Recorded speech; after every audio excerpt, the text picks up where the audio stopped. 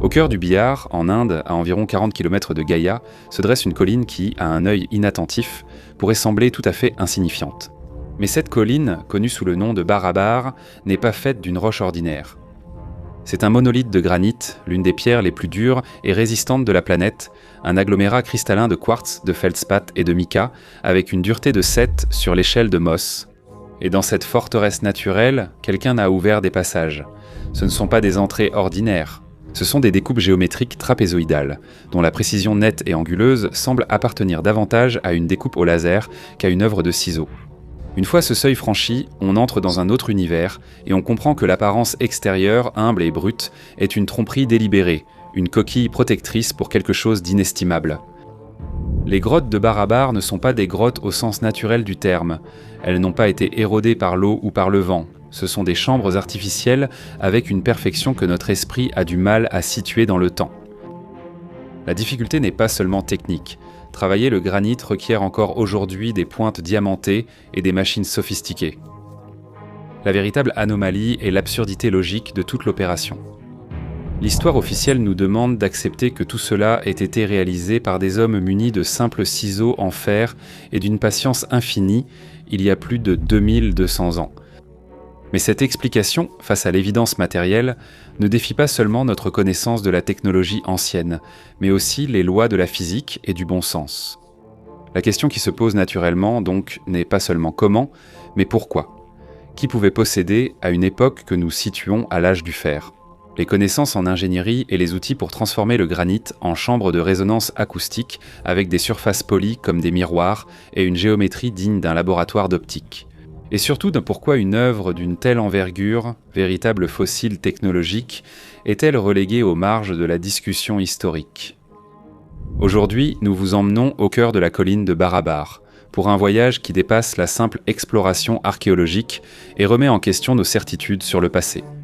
Mais avant de commencer, comme toujours, nous vous invitons à vous abonner à la chaîne pour soutenir notre travail et ne pas manquer les prochaines vidéos. La datation officielle des grottes de Barabar repose sur un seul et fragile indice, une série d'inscriptions. Celle-ci, rédigée en caractères brahmi, attribue la donation de certaines de ces chambres aux ascètes Ajivika par l'empereur Ashoka vers 250 avant Jésus-Christ. Pour l'historiographie, l'affaire est classée. Les inscriptions datent le site. Mais c'est justement ce pistolet fumant qui se transforme en premier gigantesque paradoxe, en s'approchant des parois. Le contraste est choquant, presque offensant pour la logique. Les inscriptions sont grossières, gravées de façon superficielle, avec des lettres irrégulières et des espacements incertains. Elles ressemblent à un graffiti fait à la hâte, un ajout ultérieur qui jure violemment avec le support sur lequel il repose.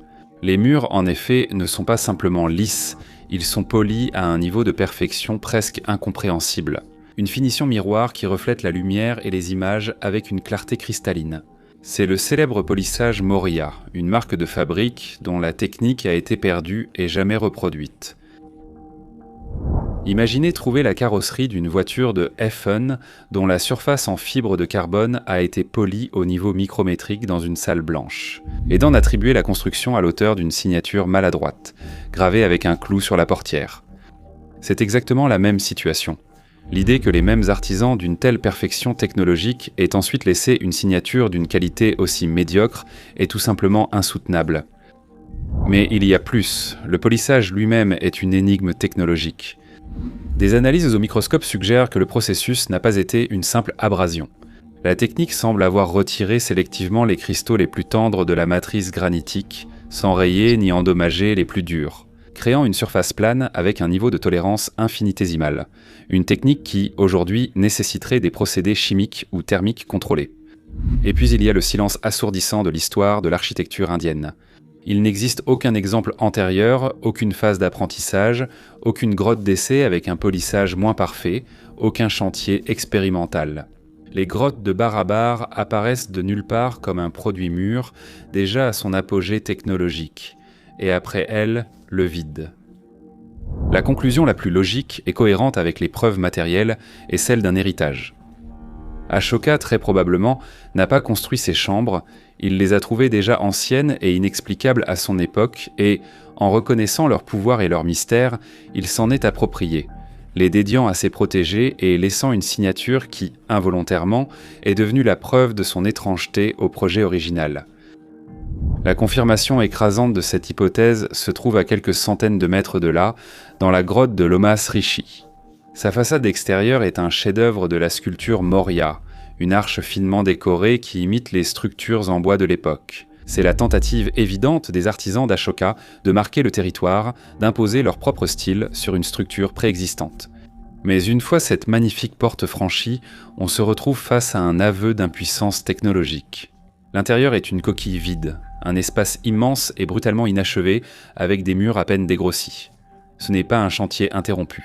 C'est la preuve que les hommes d'Ashoka possédaient le talent artistique pour décorer la façade, mais n'avaient pas la moindre idée, ni les outils pour la reproduire. La perfection intérieure des autres chambres. Si l'aspect visuel des chambres de Barabar est déconcertant, c'est l'expérience acoustique qui nous transporte dans une autre dimension. Ce ne sont pas de simples pièces, ce sont des instruments, des machines conçues pour manipuler le son d'une manière que nous essayons encore de comprendre aujourd'hui. Entrez dans la grotte Sudama, l'une des plus anciennes et des mieux conservées, fermez les yeux et frappez dans vos mains, vous n'entendrez pas un écho sec et net, mais quelque chose de complètement différent.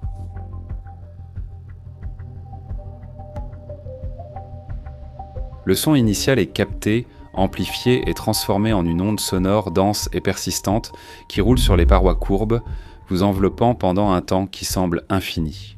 Les mesures indiquent un temps de réverbération qui, à certains endroits, dépasse 50 secondes, une valeur presque irréelle comparée aux 12 secondes, de la cathédrale Notre-Dame, considérée comme un chef-d'œuvre de l'acoustique mondiale. Dans un environnement similaire, la parole humaine, avec ses rapides variations de fréquence, devient un bruit incompréhensible, en quelques instants. Parler est impossible, mais un son pur, un chant monophonique, un mantra entonné sur une seule note est transfiguré. La voix se décompose, se multiplie, se superpose à elle-même, créant des harmoniques et des battements que l'exécutant lui-même n'a pas produits. C'est comme si la grotte elle-même chantait avec vous. Ce n'était pas des chambres pour la méditation silencieuse, c'était plus des résonateurs actifs, conçus avec un but précis.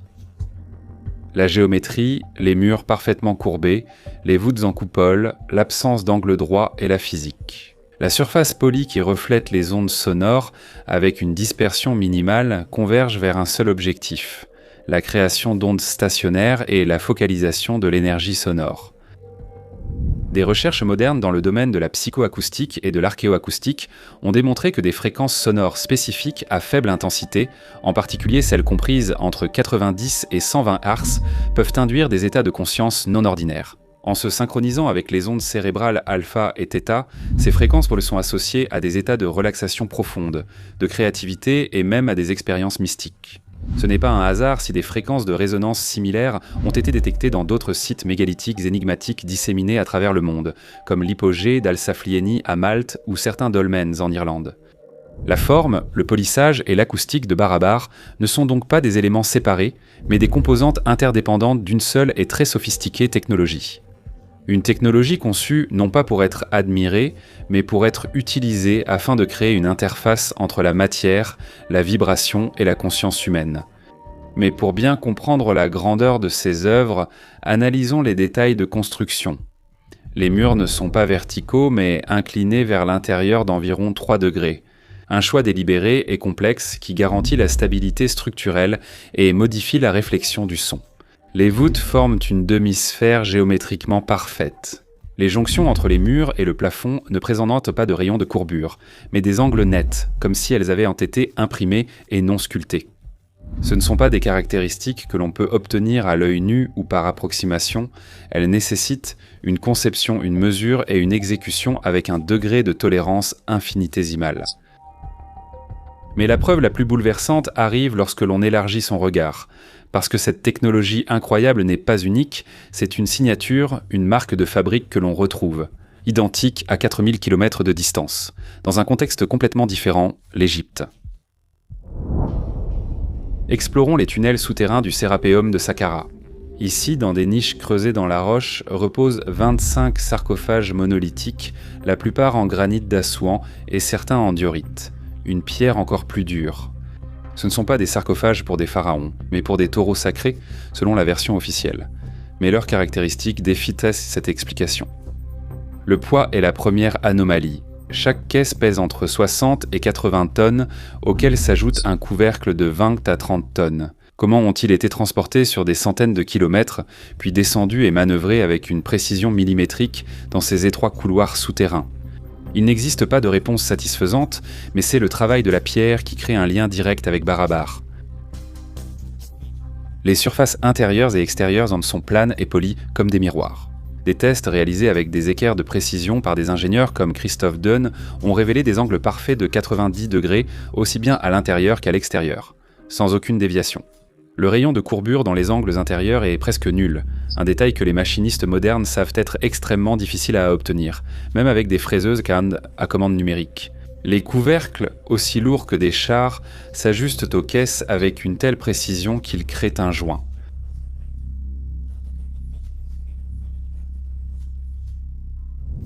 Exactement comme à Barabar.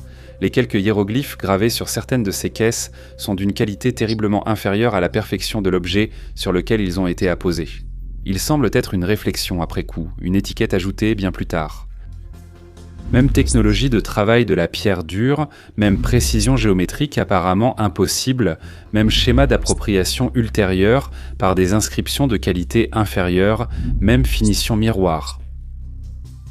À ce stade, il est inévitable de se demander comment deux cultures, séparées par des milliers de kilomètres et officiellement par des siècles d'histoire, ont pu développer indépendamment une technologie identique, si anormale et avancée, pour ensuite l'oublier toutes les deux.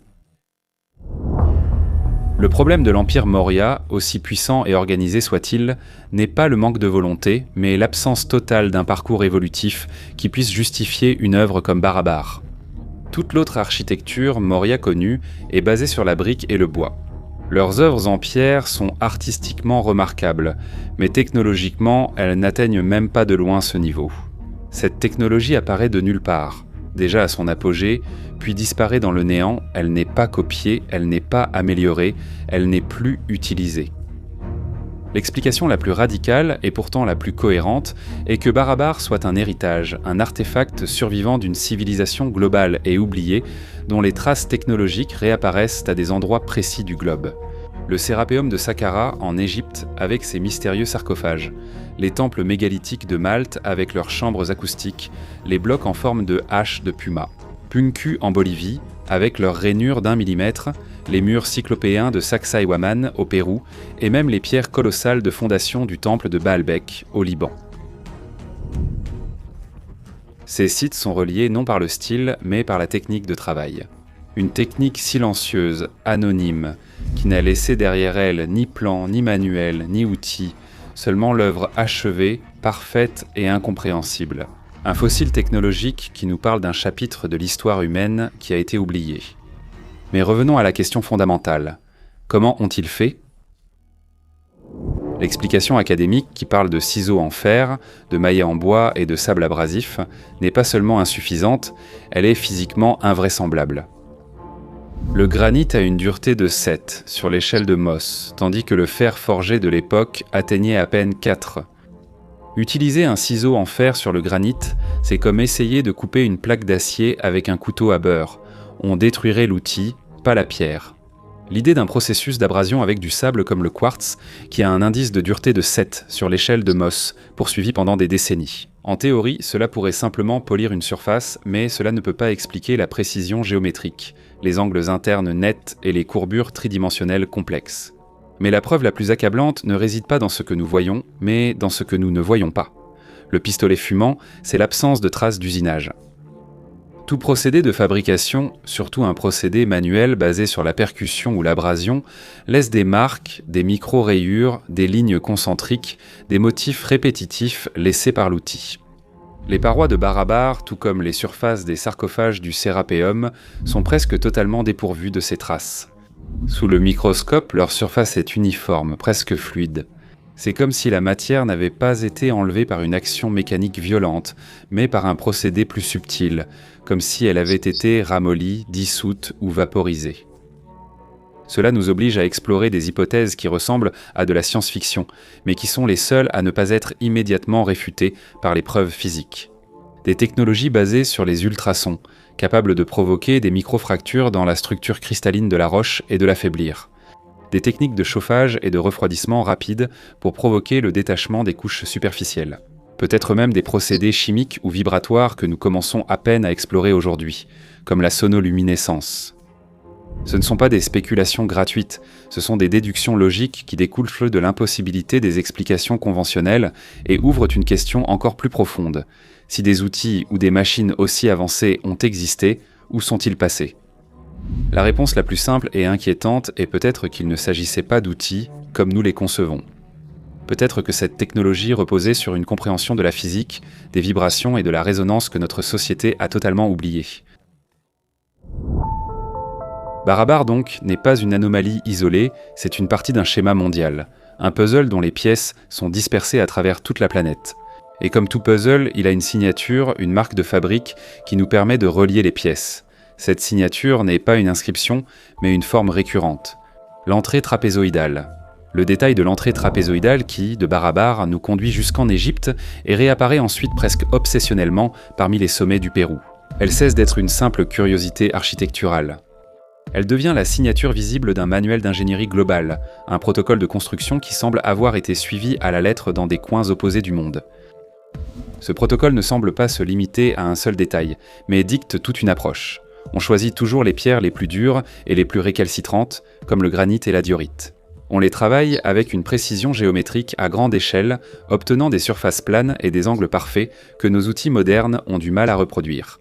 On les polit jusqu'à les transformer en miroirs, avec des techniques si avancées qu'elles effacent toute trace d'outils. Et on les assemble en structures colossales, déplaçant des blocs d'un poids qui représente encore aujourd'hui un défi logistique insurmontable. Tout cela pour donner vie à des œuvres à la fonction incompréhensible. Des chambres acoustiques scellées, des boîtes vides pesant 100 tonnes. La cohérence de cette approche technologique, la répétition d'exploits à la limite de l'impossible, devient la preuve d'un savoir partagé, un savoir qui transcende les civilisations que nous connaissons. Comme si une même école anonyme d'ingénieurs avait œuvré à une époque lointaine, laissant ces structures comme uniques et silencieux témoignages de son existence. Arrivés à ce point, faisons un pas en arrière. La version officielle nous demande de croire à une cascade de coïncidences et à des exploits presque miraculeux. Que des artisans de l'âge du fer en Inde aient décidé de tailler le granit avec une précision qui, aujourd'hui, nous mettrait en difficulté, par hasard. Que les propriétés acoustiques de ces chambres, dignes d'un laboratoire moderne, soient le fruit du hasard et non intentionnel. Conséquence par hasard qu'une technologie identique jusque dans les moindres détails soit effectivement apparue. En Égypte par hasard, que dans les deux endroits cette technologie soit apparue de nulle part et ait disparu sans laisser d'héritier. Par hasard. Combien de hasards et de mystères sommes-nous prêts à accepter avant d'admettre que ce n'est peut-être pas le site qui est erroné, mais plutôt la théorie avec laquelle nous l'interprétons ? Barabar ne s'explique pas avec le modèle d'un progrès humain lent, linéaire et graduel. On ne peut l'expliquer que si l'on est prêt à envisager une rupture, une discontinuité dans notre chronologie. L'existence d'une humanité antérieure ou d'un cycle de civilisation ayant atteint un sommet technologique fondé sur des principes différents des nôtres et qui disparut ensuite, peut-être à cause d'un cataclysme mondial. Ne laissant que ces traces indestructibles, Barabar est le fruit d'un travail méticuleux et réfléchi. Une œuvre qui n'avait pas de finalité esthétique, mais une fonction précise qui nous échappe encore. C'est le fragment d'un chapitre de notre histoire que nous avons arraché et oublié. C'est un point de rupture. Un fait qui ne s'adapte pas à la théorie et lorsque les faits contredisent la théorie, c'est la théorie qui doit changer, pas les faits. Mais maintenant, comme toujours, la parole vous revient. Regardons-nous le chef-d'œuvre isolé et fortuit d'une ancienne civilisation ou la preuve tangible d'une science perdue, d'un monde qui nous a précédés et dont nous sommes les héritiers inconscients. Faites-le nous savoir dans les commentaires. Et si ce voyage aux confins de l'histoire vous a fasciné, soutenez notre travail avec un like, un abonnement, un partage. Pour vous, c'est un geste simple. Pour nous, c'est ce qui nous permet de continuer à creuser, à poser des questions, et à regarder là où l'histoire officielle a décidé de ne plus regarder. À la prochaine histoire.